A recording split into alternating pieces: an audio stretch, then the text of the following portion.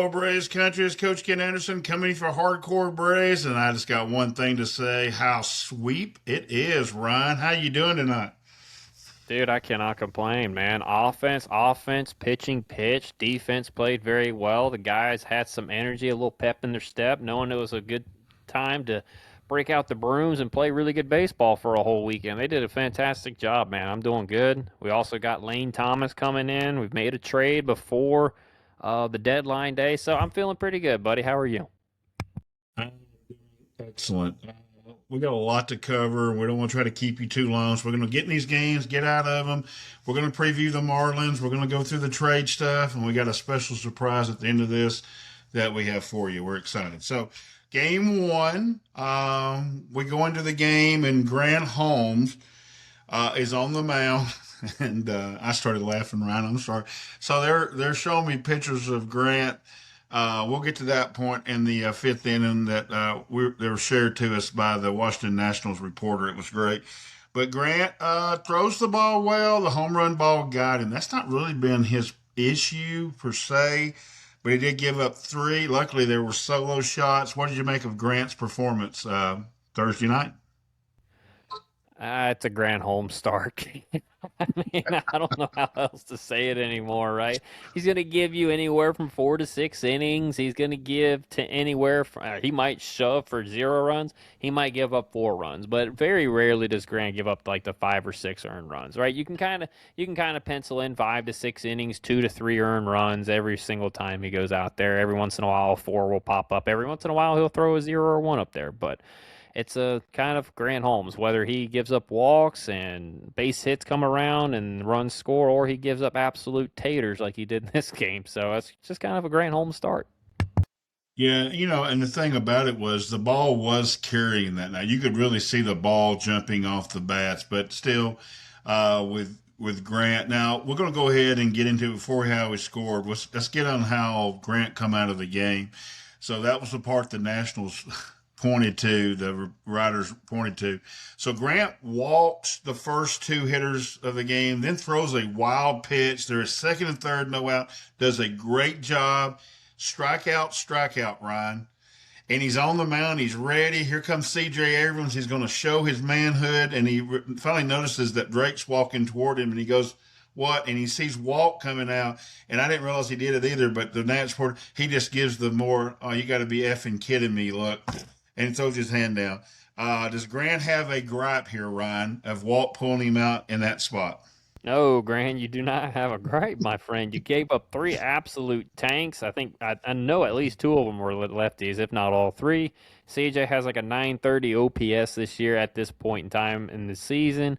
And, buddy, you're kind of a number four-ish pitcher who I don't know if I want you seeing C.J. Abrams for a third time, and our bullpen was ready to rock and roll. So, no, you walked the two guys previously. You threw a wild pitch. You did a fantastic job to get the 2 strikeouts, but let the bullpen take it over from there. If you want to go deeper into a game, pitch cleaner innings. I'm not trying to be a dick. I'm just being honest with you. If you want to pitch deeper into games, pitch cleaner innings, and that'll get you deeper in the games, and it'll give Walt more confidence in you to go deeper into games more often. But no, you didn't have a gripe, in my opinion, buddy. I'm sorry. As a pitching coach, though, I like the fact you're competitive, Grant, and want to keep going. But yeah, we had to go get him. So let's find out how we score. Ronnie is back, and his second plate appearance, he hits a home run to dead center field, gives us 3-1. And looky, who's starting to get it turned around. Mike Yastrzemski hits a home run into the chop house to go 3-2.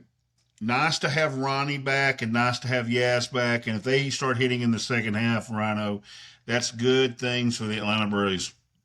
It absolutely is. I told me and you've been saying it. We needed either Riley or Ronald to really get going to get this offense back to where it needs to be if we want to be a World Series contender. And right now, Ronald's not quite there.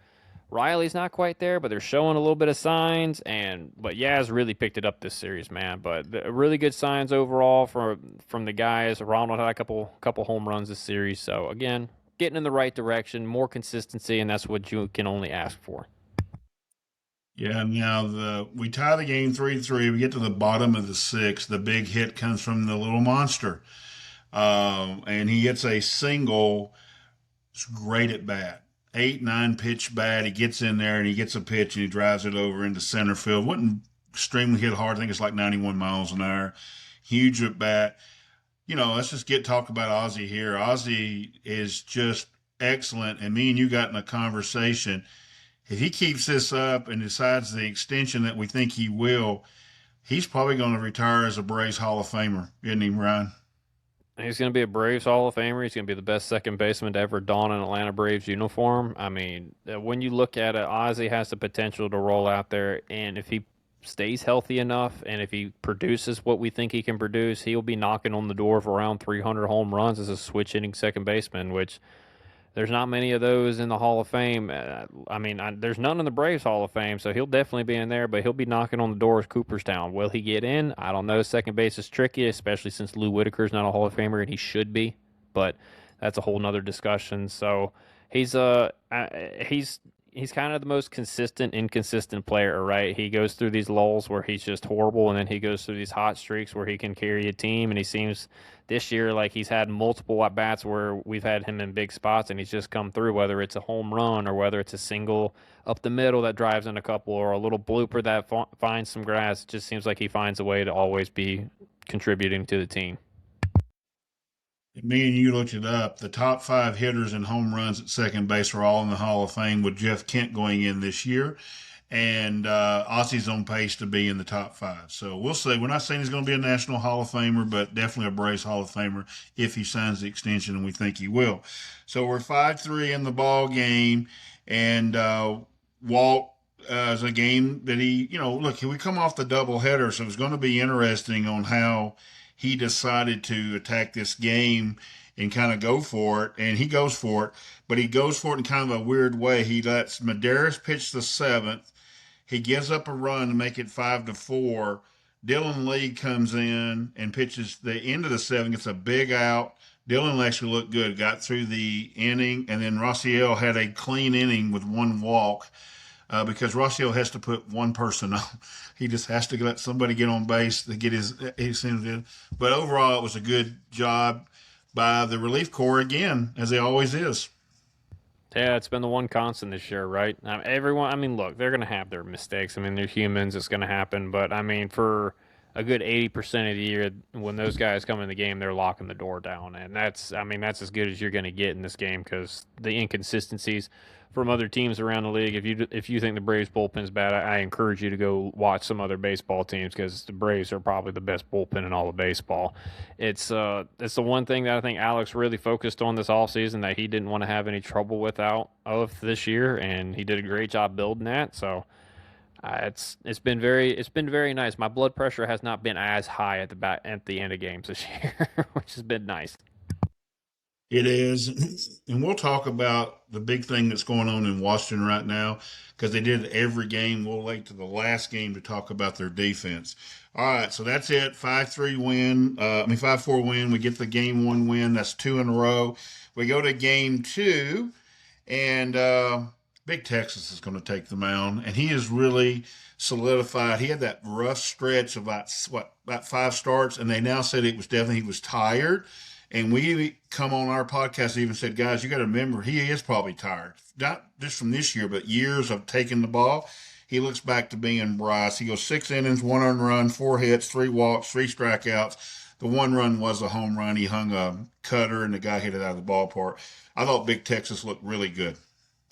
He looked fantastic, and I mean, this is one of the better offenses in the league, if not the best. They're at least a top three offense, and he went out there and he shoved the entire night. I mean, 6 innings, he went through the lineup two and a half, 3 times, and he pitched well. I mean, and especially since our starting pitching hadn't even touched or sniffed the sixth inning, it feels like ever since, unless it's Chris Sale, it was really beneficial for the Braves for him to go 6 innings, rest the bullpen a little bit. He didn't give up much. The Braves had a nice lead, and it was a very good, well pitched ball game by Braves. It was a good played game by the Braves. He looked great. Yeah, and it was huge because they were throwing their best pitcher of the weekend and Foster Griffin. We definitely had a lot better swings. It started with Matt Olson in the bottom of the first. Matt Olson took an inside pitch and hit it into the chop house. Matt had a big weekend. You're going to hear his name through all the games. Gave a 1-0 lead. We get to the bottom of the second, and lefty on lefty, Jim Jarvis hit an absolute pea to center field to score our second run. Major decisions are coming the next 24, 36 hours on Jim Jarvis, but good to see Jim hit lefty on lefty right there, and it's good to see Matt go in the chop house. Yeah, I mean Matt's he was in a little bit of a lull for about a week. Well, he's he's come out of that alive and well right now, and he's head hunting right now in the chop house. It seems like so. I it's Jimmy. It's going to be a tough decision what they do with Jimmy, right? They don't know if he's. They don't know what they're going to do with Kim. I think that's the entire holdup right now. Unfortunately, I know what I would do with Ha-Sung Kim. I think I know what you would do with HSK Ken, but it's AA's decision. I think right now he's really trying to maneuver the trade market and seeing if he can find a suitor maybe for Ha-Sung Kim. But I don't necessarily know if that's out there, and I don't know if it's going to be out there. So I hope they make the right decision, but time will tell. Yeah, it's a tough decision. Now, look, they we're up 2-0. How they score the run is look here. If the Phillies come to town, Schwarber's going to hit a home run. If the Mets come to town, Soto's going to hit a home run, and if the Nationals come to town, C.J. Abrams is going to hit a home run. That's just the way it's supposed to be. And C.J. loves coming home and hitting home run. He hits home runs, 2-1. But in the bottom of the sixth, Michael Harris answers and really kind of stamped the game. He hits a 3-run bomb. Michael did not have a great series, but that was a huge hit in this series, wasn't it, Ryan? Yeah, it was a big moment in the game, right? I think we were up by like maybe one, Yeah, two one run, runs at that 2-1. moment in time, and he comes up and absolutely smokes one into the chop house. I mean, when I tell you, I don't think that ball got higher than 50 feet up off the ground. It was a straight laser into the back end of the chop house. And look, Michael didn't have a great series. I think he'd be the first one to tell you that, but he had one of the bigger hits of the series that led us to a victory because I mean this really kind of broke the game open. This allowed Walt to kind of relax some of the back end guys in the bullpen, and so they were allowed to rest, which has been big because my God, our bullpen's been overworked the entire year. So it's again, it wasn't maybe not the biggest hit of the season, but it was definitely a huge hit with the scenario of the Braves bullpen being really overworked here lately and being able to rest some guys in the back end. Yeah, get the rest. He turns to Alicio Hernandez again, who just come back being signed, and Alicio does it again. He goes 3 innings. He did get a home run to Andres Chaparro in the ninth, but we end up winning the game 6-2. And Alicio, of course, for his duty again, he got DFA. And me and Ryan had to fight that off all day. We're not going to get into that. We don't have time on this broadcast, but it's good to see Alicio pitch again, and I expect to see him back. Nobody has signed him yet for some reason, so he'll probably be back in a uniform sooner than later. 100%. I mean, look, when you go out there, and I just want Braves fans to remember what this kid did. In Baltimore, he pitched 3 innings. He had the bases loaded, 3-0 count. Looked like the game was going to be over. He nutted up. He got us out of that jam, and we ended up winning that game big. And that was a big win at the moment in time in Baltimore. And then he comes in, and again, a period of time where we really needed to rest our bullpen because they got taxed a little bit in New York. And he comes in, provides 3 innings of relief where you used your starting pitcher and then your bulk guy to win the game. That's huge. That rests the bullpen for this game. It allowed Walt to set it up for games 3 and 4 very nicely. So again, he played a very pivotal part. Now, is he going to be Robert Suarez coming out of the bullpen? No, of course not. But he was a very good bulk inning mop up man that the Braves needed, and he did a very good job. And I hope there's a team out there, if not us, somebody else that should give that kid a shot because he's pitching pretty daggum well. Yeah, hopefully they will. I mean, if Connor Thomas can find a spot, and I love Connor, he was a Georgia Tech guy, surely Alicio Hernandez can. All right, so we go up 2 games to none. We sealed the split. We go to Saturday night. I'm at the ballpark. The reporters start running away. Everything's going on. And we find out Reynaldo gets hurt. I think that's Sunday's there. Reynaldo gets hurt. And and he's going on the IL. Martin Perez is down taking a nap. That's my boy Martin. That's what I do. I take naps before ball games too. And they bring him out. He says, "No, I'm going to start." I love that out of my starting pitcher. And what does he do? He goes 6 2/3 of no hit innings, only one hit in seven shutout innings. I think it just lifted the ball club. I think we may be officially going on a huge run. What about you, Ryan? It was a very big moment. Look, I know people think that they're baseball players. They should be able to do this any moment in time. Starting pitcher's a little bit different because of rest, but for him to go in there and say, "Yeah, I'm going to go today and I'm going to shove and give 7 innings on short rest," that's unbelievable boost of confidence for your team. I mean, I guarantee you those guys are like, oh crap, what are we going to do today? Raylo's out. Perez is not supposed to pitch till tomorrow, or we're going to have to burn our bullpen that we just got set back right. And for Martin to come in there and say, nah, don't worry, fellas, I got this. I got 7 innings in my back pocket tonight. That's incredible. And you didn't hardly give up anything. I don't know if what, 7 shutout innings? I mean, that's on short rest. That's unbelievable. That is a gutty performance. And I just, again, I can't even state this enough. I don't know where we're at without Martin Perez. He's been absolutely huge. And look, I know hopefully we do add a couple starting pitchers. We should. I believe Alex will. I mean, I would be completely fine if this guy started game 4 of the National League Division Series if we needed him to, or game 4 of the NLCS. He's pitched that that well. Been outstanding, and he's got a chance to be our team most valuable player, really, because of the way he's pitched. All right, so how we scored. Miles Michaelis normally pitches very well against us, and we've probably seen him enough now. It's like, okay, enough more of that. We can hit him. Ronnie hits a home run to center. He hit it, and he thought he missed it. And when I was in the stands, I told my usher, he was sitting there talking to me, Anthony, that's a shout out to you. He watches this. I said, this thing's got a shot. He just kept on carrying. And then Matt hit another piss missile. He's going to hurt somebody in right field in that chop house. I mean, it's another piss missile for a 2-0 lead. I think that even picked the team up, too. I think right then, I think the Braves knew they were going to win that game and win a series. How about you? Yeah, I mean, Martin Perez again going out there. He got early shutout innings, right? So you're getting quick innings. You're getting your offense to the dugout. You're getting the opposing starting pitcher back on the mound.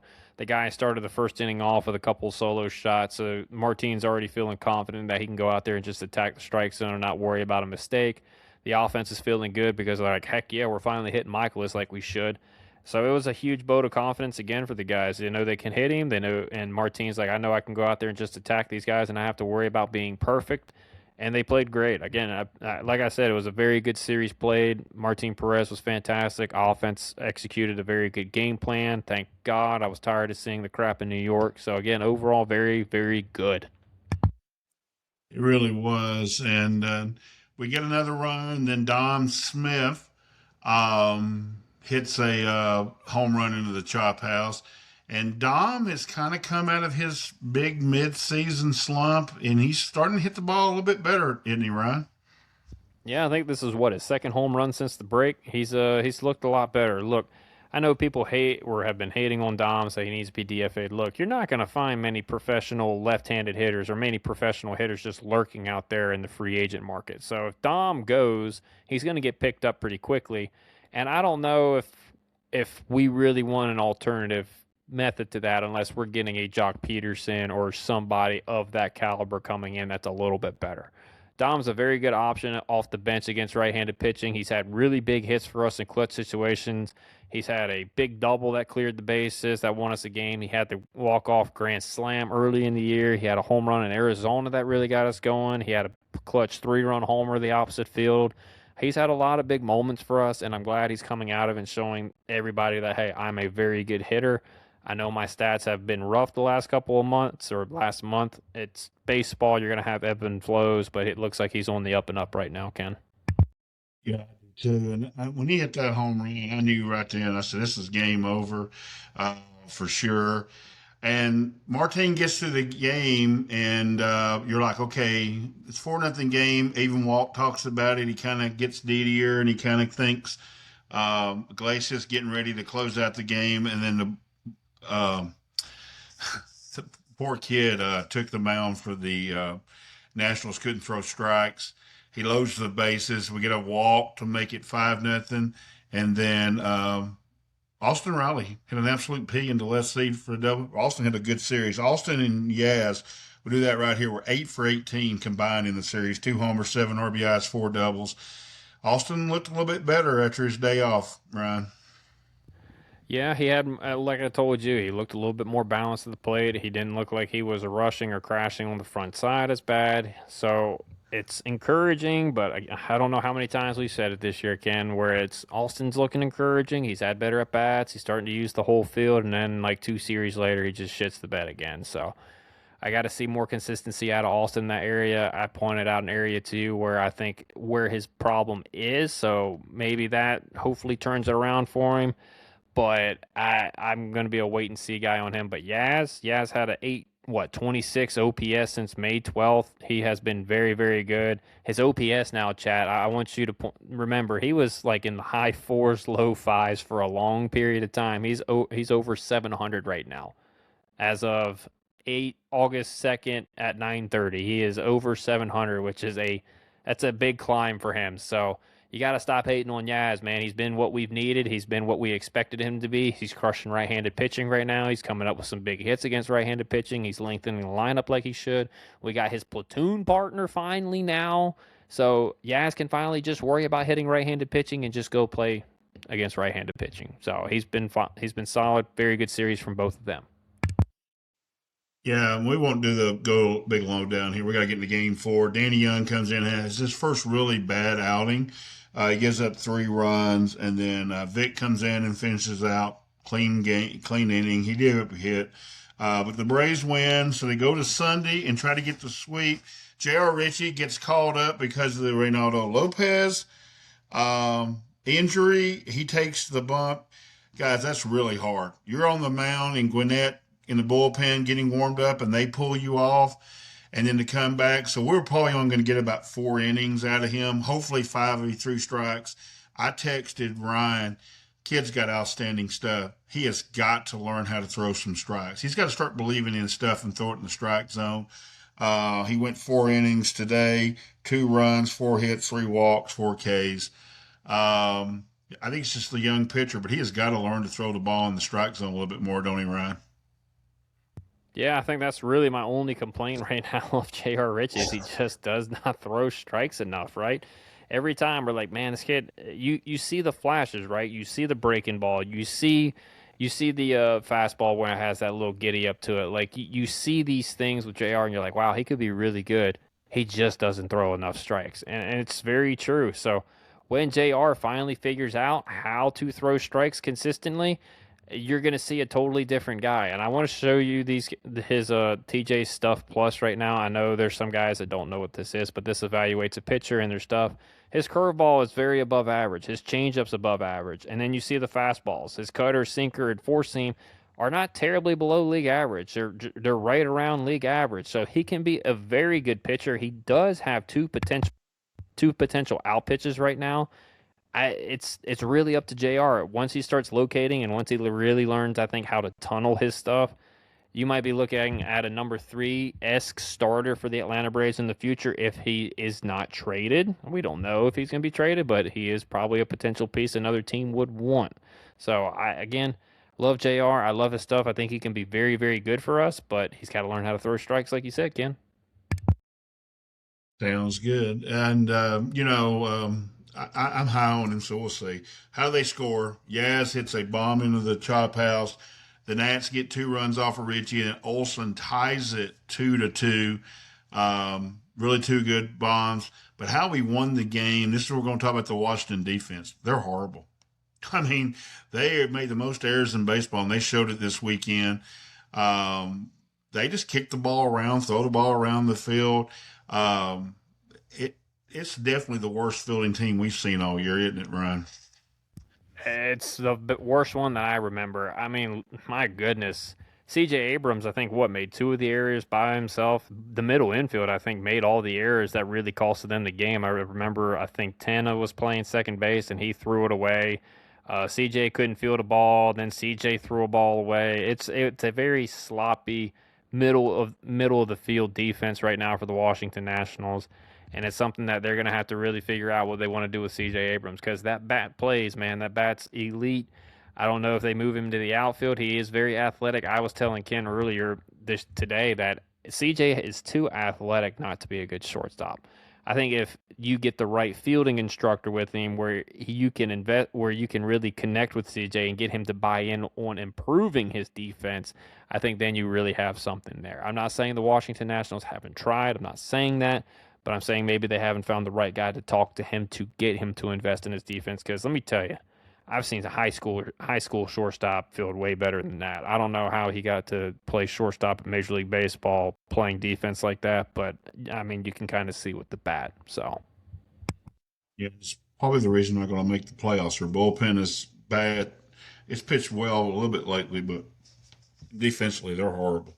Even James Wood made a big error in the first game, and he's usually pretty good out there. All right, so how we finish the game off? If you let us get the lead, you're in trouble. Dodd goes an inning, Fuentes goes 2 innings. Between them, they get 5 strikeouts. They're wrapped together. We keep telling you that it's Dodd Fuentes show. Dylan comes in, he looks better. He did walk a batter, got a strikeout. Iglesias got a strikeout. Of course, he has to put somebody on, so he walked a batter. But overall, the bullpen did a good job securing the win. You got anything else to add from a nice sweep this weekend?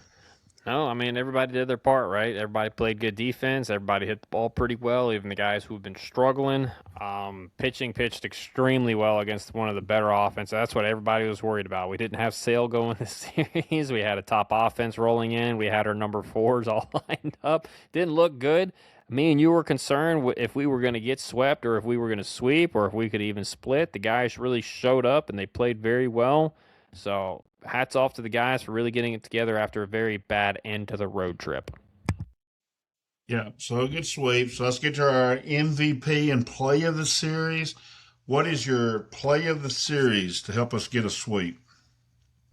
That's an easy one, Ken. Martin Perez, 7 shutout innings. I mean, are you kidding me? Not you didn't know that you were going to be even pitching that day, except for I think maybe an hour before game time. You're like, yeah, let me go out there and stretch a little bit, and I'll go out there and fire 7 innings for you guys. That's my play of the series because if that doesn't go well, your bullpen gets blown up, and then you got the rookie on the mound in game four where your bullpen could get even more blown up, or you got to make moves going down to the minor leagues that you don't want to make. So, Martin Perez is my play of the series. I like it. I'll go just to pick a series because I think it's going to be big in the kid's career. I think I'll take the Jim Jarvis lefty on lefty off of Foster Griffin base hit.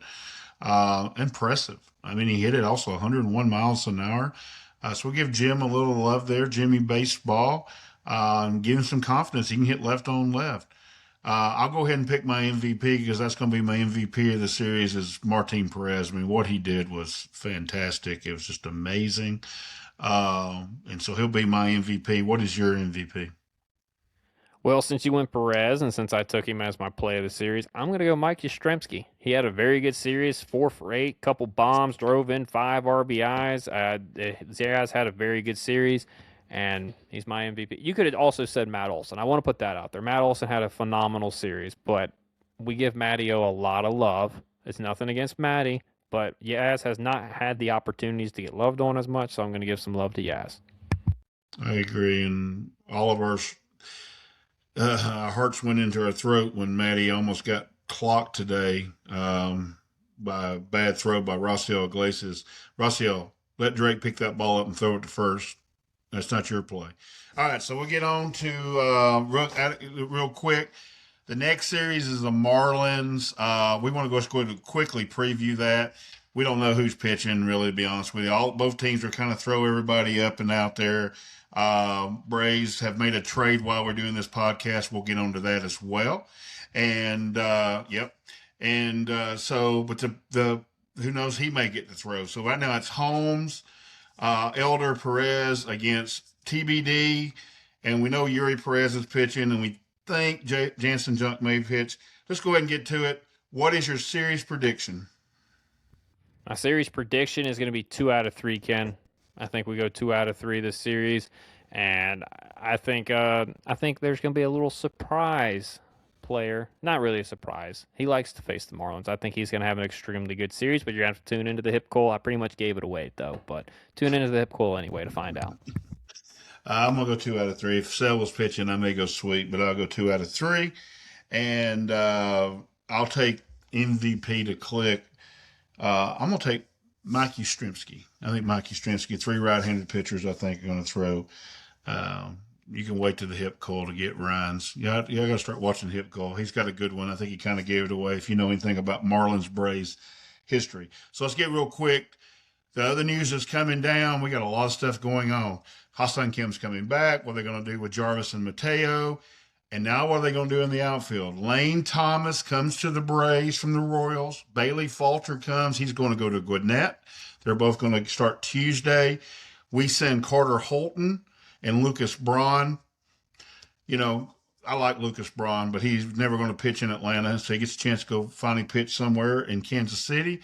Overall, what'd you make of the trade? We already put it out there, but we're both excited about Lane Thomas. But for people who hadn't heard yet, what do you think about the trade? I'm gonna keep it short. If you guys really want an in-depth thing, me and Ken came out with a pod, or if you want to call that, but we broke down the trade pretty good on it. It was about 12 minutes. So I like the trade. Lane's very good against left-handed pitching. He gets the platoon with Yaz. We needed that. It's a very good deal. We didn't give up much. I think it was realistically. I know the reports were our number 8 prospect. Chad is not our number 8 prospect. He was in the low 20s, and the other guy wasn't even ranked. So we gave up pretty much nothing. We took on a little bit of money just to lower the cost. So very good trade, in my opinion. Ken, we needed it. I agree, and I'm excited to see Lane. He has over 800 OPS against left-handed pitching. If you put that with Yaz, what he's done now, we have just got a left-handed platoon that could be Michael Harris. So we'll take that at the plate. All right, so the trade happened during our podcast, and I'm sure Braves Twitter's losing their ever-loving mind, but I think this is just a guy to give us depth. I think this is the Reynaldo Lopez injury has made this trade to happen. This is just coach talking. You know, I have not talked to anybody. I've been on the podcast with you, but Anthony Molina, nothing, is going to San Francisco, and we're getting Tyler Mahle. He was good for them last year. It's not been good this year for him. I think it's just an innings eater because when Reynaldo, that tells me that with a knee injury, you're worried about affecting the arm. They're going to be slow with Reynaldo coming back, I'm sure. They've got to have arms. To me, this is just a cheap way to get another pitcher on site. We saw Richie throw. He's definitely probably just needs to be a lone man. And maybe Tyler Mahle will be the lone man. We keep shuffling through these things. I will say this, Tyler Mahle is probably going to be better than Lister Hernandez, and I love Hernandez. So I said all that. I'm okay with it. If we don't add another starter and Tyler Mahle is the only one, then I'll bark at the moon Tuesday, but I'm not going to bark it on Sunday night. Ryan, what do you got? I can see why they got him. He's a Hefner special. Yeah. Sinker cutter. Hefner loves those guys. He loves sinker cutters. So I'm not going to say that. Look, he's not the guy that we need. Okay, I'm not saying he's the number 2 or number 3 starter that we need. But you gave up, what was it, Anthony Molina, who was Yeah. never going to really play for us. So again, you're not giving up anything, Chad. You're taking on Tyler Mahle. You're going to see what Hefner can do with him, and if you strike gold, that's great. And I'd love it if you struck gold, but let me tell you, we need more than you just trying to strike gold. We need a legit number 2 starting pitcher. So again, I'm not going to howl at the moon right now. It's an okay trade. You gave up nothing. You got some starting pitching depth, which we desperately need. So I'm not going to complain about that. But I will howl at the moon with the rest of you guys if tomorrow at 6 o'clock we don't have a number 2 starting pitcher join the team. I will be howling at the moon. I assure you that. Yeah, I will too. So Tyler Mahle is now a Brave. So that leads to us what we're going to do tomorrow. And you can hear us howl tomorrow. All right. So as this comes out later this afternoon, because we put it out tomorrow, we're going to do a live MLB trade deadline pod. So we're going to send you the link. Jump on there. You can commentate. You know how it is. There's a lot of dead times. So we can answer your questions, and we'll try to give you anything that we're hearing, and we'll try to keep you abreast. We're excited to do it. We're going to be here from 2 to 6 to talk about everything. Hopefully, the Braves will make a move for a frontline starter. You know, I'm excited. How about you, Ryan? I'm very excited. Now, listen, Alex, I'm just going to give you this idea. I've only given it to you about 5,000 times since the off season. But if you just want to go out there and get I don't know, a Corey Seager, a Jacob DeGrom, you would make my year. I'll go ahead and tell you, Chad. If that happens, we will be giving a jersey away at the very minimum one. I will go out and get one for you guys because I would be that excited. So if that happens, keep an eye out for that. But I want to prep you guys. It's like a 5% chance of that actually happening. I'm just excited of the possibility, okay? Just putting that out there. Him too. So we'll see. I can't wait to get off here to see what y'all are saying about the Tyler Mahle move. Uh, but we do love you, Braves country. Another thing that we want to announce right now, we got a lot going on. We got the live show. We're going to do that. Make sure you catch all of our stuff. We're putting out as much content as possible. Guess what else is coming this week, Ryan? Mr. Wiley Ballard is going to join us. Interview. He's going to join myself. It's in the morning. It's Coach's Corner. My Coach's Corner is doing the interviews. So Wiley Ballard, you excited about Wiley Ballard coming to hardcore Braves country? Yeah, ask Wiley. He couldn't come on later when I'm off work one day. I know he's a busy lad and all, but come on, Wiley. I wanted to talk to you. But I'm excited that you get to bring him on the pod, man. I can't wait to listen to that one. That should be a really good one.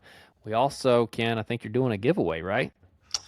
We are. So for Wednesday night's game, in honor of Wiley, we're going to give away 2 tickets so you can go down there and see him and bug him in the well. I don't know if he's even going to work. We have to find out. But 2 tickets and a parking pass. How you do that is you got to put on our YouTube videos, go on our YouTube videos, subscribe. You got to be a subscriber, and in a comment section. And it's confusing. So put them on any of the videos. Put Lane Thomas tickets. So you can see Lane Thomas's first time as an Atlanta Brave. Lane Thomas tickets. You'll be in the raffle, and we're going to draw that on Tuesday. And I'm hoping, hope you enjoy it. And I'm glad we can do that. We're going to give more giveaways, as we told y'all. Braves are going to make the playoffs. We'll have playoff ticket giveaways as well. So, yeah, it's going to be exciting. So, you got anything to add? Final thought? No, I'm excited. Deadline time. The stove's hot. It's been a cooking here today. There's been some trades dealing. I know Scooble's going to the Dodgers, and everybody's crying about that. And we want every big starter that we can get. But all I'm just gonna say is trust Alex Anthopoulos. He's put a playoff team on paper on the field pretty much every year. Besides what last year when everybody got hurt. So he's been a very good GM. I know you guys want the big move. I want the big move. Sometimes the big move isn't the best move. So, again, be patient. I'm very confident we're still going to get at least one really good starting pitcher, at least one. I'm confident AA don't let me down because if you do, I will be howling at the moon, I assure you. Yeah, I am too. I'll be so upset Tuesday we don't add a frontline starter. But I'll get over it, I guess. All right, so we're gonna get out of here. My final thought is, as I really do appreciate y'all, and we've had so many people come up to the stadium and talk to my daughter. She finally able to come to the game, and we do appreciate y'all that have been praying for her. Continue praying for her. She keeps getting stronger. It was nice to have her at the ballpark, so that was good. Get out of here. We love you, Braves country, and as always, peace. You know what, boys? You guys are going to be world champions for the rest of your life.